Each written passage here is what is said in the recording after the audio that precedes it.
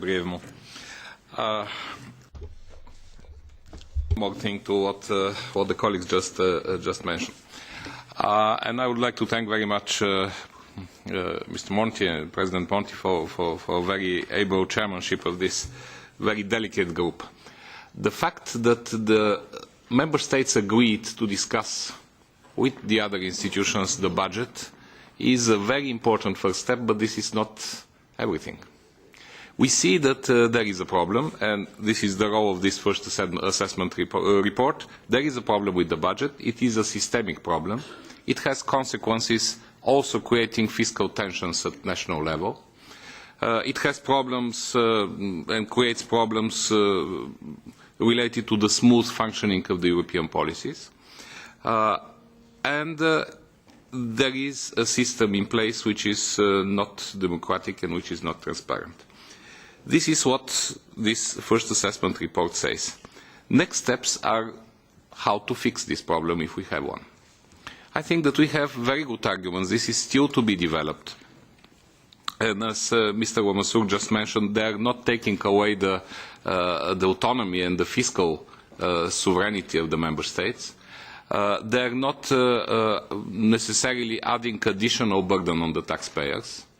There are solutions that are making the European budget more autonomous, preserving the decision-making power of the member states, and which makes this European budget a lower burden to the national budgets, because with the introduction of the European semester, something which I'm not sure is a good decision, but also the contributions to the European budget are an additional burden at national level for the budget. So any single euro which is contributed to the European budget is considered in some member states as taken away from social sectors or from something else. This is a totally wrong point of view and totally wrong debate. So the solutions might be different, but they preserve the autonomy and the sovereignty of the member states. It is very important to keep all the institutions on board while making this debate. The Council agreed to set this working group, not very easily. It was part of the concluding decisions related to the current multi-annual financial framework. The Council has its representatives. They are excellent in the group. But what we need is to bring the debate with the arguments into the national parliaments and into the national decision-making bodies, including the national governments.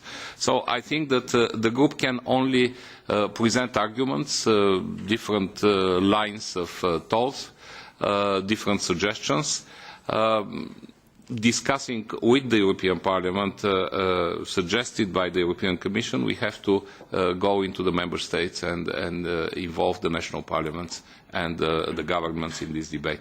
Otherwise, the systemic problem with the budget might turn into a political problem with the very sense of the European Union and its policies. Thank you. Merci.